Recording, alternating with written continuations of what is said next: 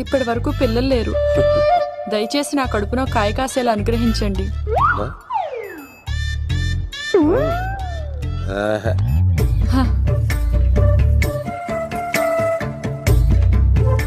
బాధపడకు.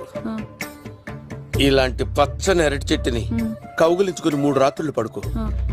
ఒక అరటి పండు ఏం కర్మ గెల్లగెల్ల గెల్లగెల్ల గెల్లగెల్ల కాస్తానే ఉంటాయి.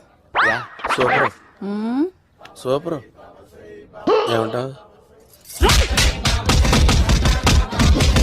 అయ్యో, ఈ కాసాయి వేసుకుంటే కోరికలన్నీ బయటకొస్తున్నాయంట బాబు. దేవుడు, అయ్యో.